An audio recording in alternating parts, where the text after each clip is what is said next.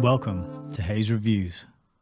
And then as I was going through Chatham House website, I also found this headline, which is Mark Carney appointed president of Chatham House. This is from the 22nd of March. So, what's that, 10 months ago? This year, 22nd of March, 2024, Mark Carney. And I've recognized the name Mark Carney. I thought, I know that name. I've heard somebody at some point talking about that person somewhere online. So I thought I'll click on that and read a bit more. And this was where it got pretty interesting. So who is Mark Carney? Well, Mark Carney is a former governor of the Bank of England and the Bank of Canada. All right.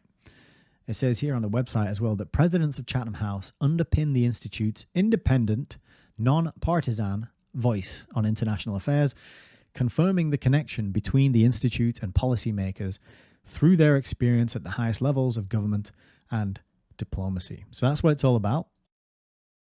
These people are hired because of their excellence, their ability to not be swayed or influenced by money or power or politics.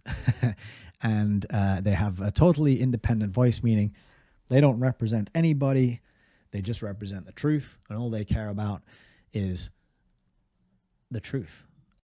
Being honest. Doing good business practices. Okay. If you can believe that, then I have a bridge to sell you. But I thought, okay, now is a good point to actually jump over and do a bit of Wikipedia detective work. So I did. I went to have a look at Mark Carney. So who the hell is this guy? I mean, I knew his name, but he was the governor of the Bank of England, right, for 7 years, which was really surprising because he's Canadian. I was like, why do we have a Canadian governor for the Bank of England? What's going on? But he was also the 8th governor of the Bank of Canada for 5 years as well before that. He is also the chair and head of impact investing at Brookfield Asset Management, and he was named chairman of Bloomberg Incorporated. He was the chair of the Financial Stability Board from 2011 to 2018. Carney worked at Goldman Sachs as well as the Department of Finance Canada, and he also serves as the UN Special Envoy for Climate Action and Finance. So quite a career, I think you will agree. And let's see, he was born in 1965, so he has been around a while, and obviously been working his bottom off to get all these amazing roles, and all these very influential financial institutions, right? So his early life and education, kind of boring, but he was trained at Harvard.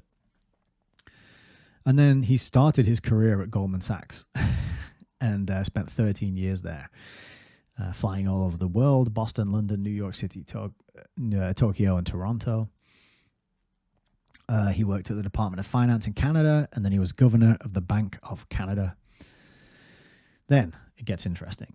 There's a section here, International Organization Memberships. On November the 4th, 2011, Carney was named chairman of the Basel-based Financial Stability Board. So Basel, that's interesting. There's a very important financial institution based there, isn't there? In a statement, Carney credited his appointment to, quote, the strong reputation of Canada's financial system and the leading role that Canada has played in helping to develop many of the most important international reforms. Why is the bank of one country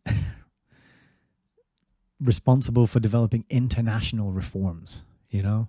Unless we're living in an international system, unless the system is already here and they just haven't announced it yet. These days, I'm feeling more and more that is actually the case. We're already living in a one world government type system. They just haven't sat out to say it and tell us yet, you know. It says that he had a 3-year term and a part-time commitment. And while he was there had been no indication of his priorities as chairman. Then, on the day of his appointment, the board published a list of 29 banks that were considered sufficiently large as to pose a risk to the global economy should they fail. In other words, too big to fail.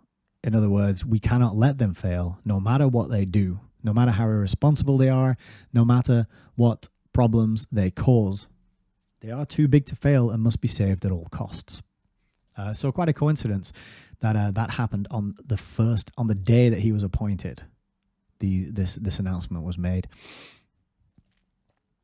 Carney then served as chairman of the Bank for International Settlements Committee on the Global Financial System from July 2010 until January 2012. Carney is a member of the Group of 30, an international body of leading financiers and academics, and of the foundation board of the World Economic Forum. Carney attended the annual meetings of the Bilderberg Group in 2011, 2012, and 2019. So well and truly connected. The Group of 30 reminded me of the book The Committee of 300. So I thought I'd have a look and see what they're all about, and then it tells here that it's the G30, which I was more familiar with this title, the G30. But as it said on that previous page, it's a group of financiers and academics. And then in the history, the first sentence tells us all we need to know, which is that the Group of 30 was founded in 1978 by Jeffrey Bell at the initiative of the Rockefeller Foundation, which also provided initial funding for the body. The G30's current chairman is Mark Carney.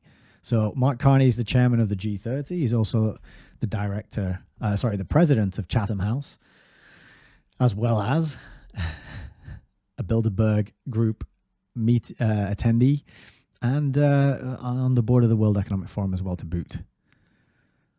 So, continuing with his career, the governor of the Bank of England. He succeeded Sir Mervyn King on July the 1st, 2013.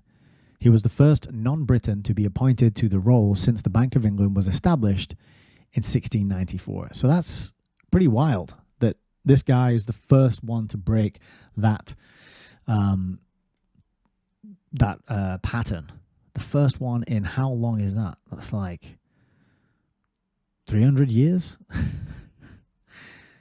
And then what happens? The Bank of England was given additional powers. So apparently all they needed to do to gain their superpowers was to put a Canadian in the role of leader of the Bank of England. And that's what they needed to do to unlock their superpowers. Kind of like Spider-Man being bitten by the radioactive spider. The Bank of England just needed to get bitten by a Canadian, and then that unlocked their additional powers, such as the ability to set bank capital requirements. How thrilling. But again, another coincidental date, isn't it? 2013, he gets in, and then from 2013, the Bank of England gets a lot of new powers. Just like here, he gets appointed as chairman, and on the same day, a list of 29 banks that are too big to fail gets published. I'm sure it's just coincidence. Continuing, it says, he was thought to have been offered a total pay package of about £624,000 a year, which was £100,000 a year more than the guy who did the job before him. So he must be very good at his job to get such a significant and ridiculous pay rise. But what's he been doing since 2020? Well, he was appointed as United Nations Special Envoy for Climate Action and Finance.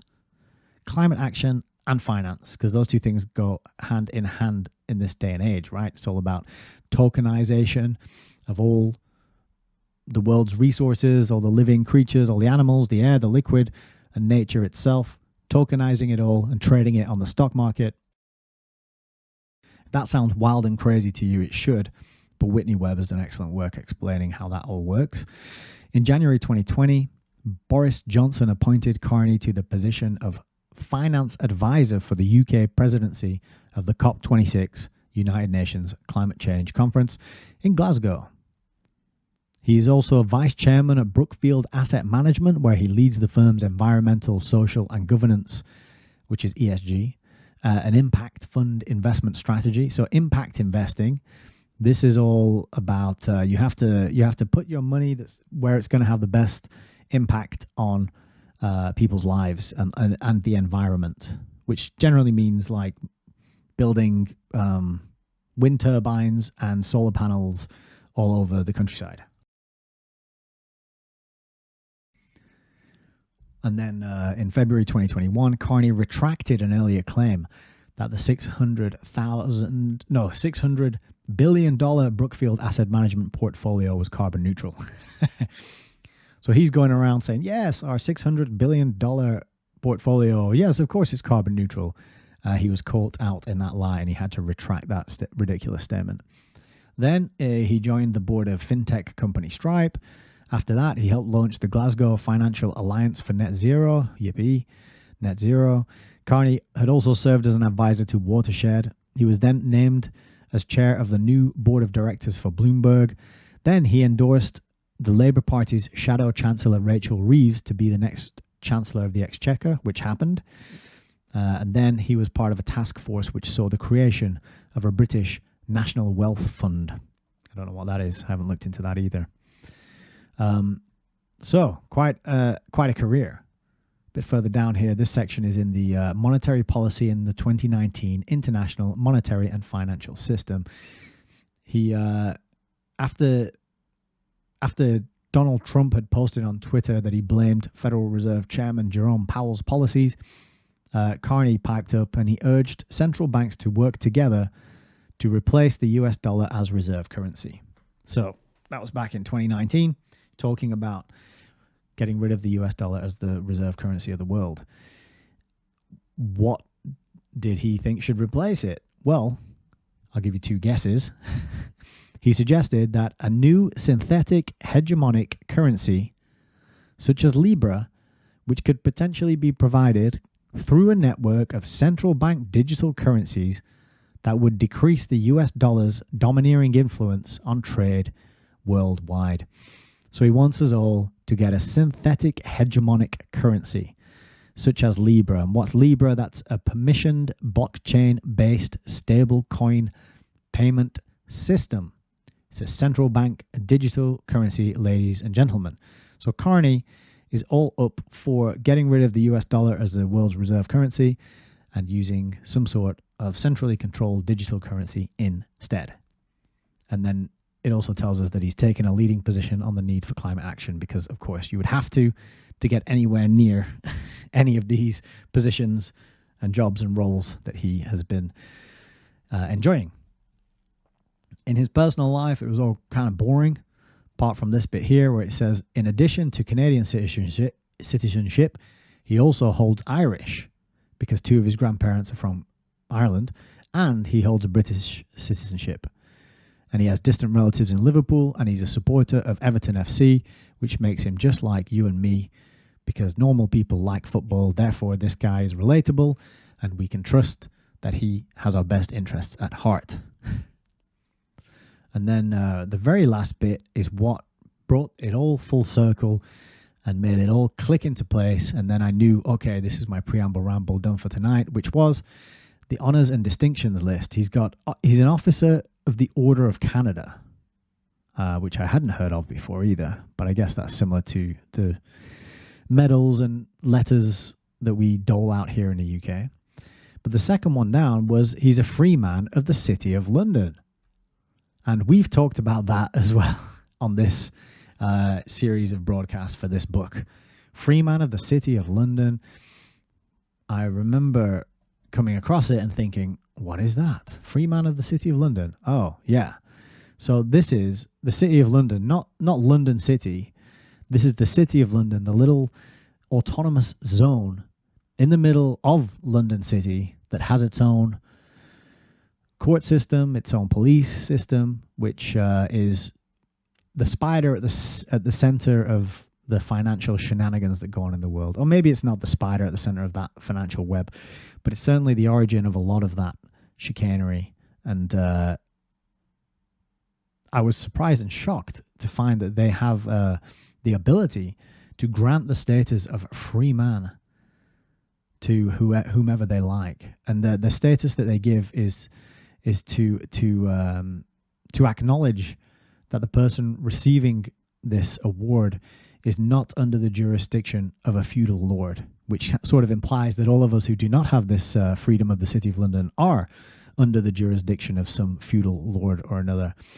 But interestingly, if you scroll down, it says, oh, today, in this day and age, it's largely just a thing people do for fun. It doesn't really have any meaning or influence or impact in the world. Yet they're still doling it out and giving to people. But you can see a list of royal family members who've received this before. Elizabeth II, you got Louis Mountbatten, he got it. Prince Philip got it. Charles III got it. And then there's a lot of prime ministers who've had it. Clement Attlee, Winston Churchill, Thatcher. Foreign royalties have even received it. Habsburg. There's a Habsburg who got it there. Presidents of the US got it. Ulysses Grant, Roosevelt, Woodrow Wilson, Franklin Roosevelt, and Eisenhower. They've all had this award. International leaders. Jan Smuts. He's pretty interesting figure. I got a few books about him. I don't know a lot about him, but he was there around there at the time of like the Boer Wars. Alan Greenspan. He was on our list that we looked at on Friday night stream. I think the Real History Project. He was listed there. Alan Greenspan. Anyway, I was going down. There he is. There's Mark Carney. 2014. He got it. Oops. Didn't mean to do that. I meant to do this. I like that. Bill Gates, obviously, he's got one. He's been awarded it. And then I was scrolling down. I was going through this list. I'm thinking, oh, look at all this list. There's so many names on here that I reckon. J.K. Rowling, she got it as well. Interesting. And then I realized, and then I found a name that was quite familiar right down here underneath the sports in the historically notable Britons. There he is. Alfred Milner, 1st Viscount Milner, 23rd of July, 1901, was awarded the freedom of the City of London. And that brings us full circle to the topic of the book, the Milner-Fabian conspiracy tonight. How about that? Isn't that neat? Isn't that cool? Isn't it good to find links and connections and map these patterns out to see that there is a big club and you're not in it, as George Carlin told us and pointed out and made so clear in his inimitable and unbeatable way. So Mark Carney, he is now the president of Chatham House that we're going to be reading about in the book tonight, and he has been awarded a freedom of the City of London, along with Lord Alfred Milner, who lends his name to the title of this book and who we learned a bit about in the first chapter, which was all about socialism.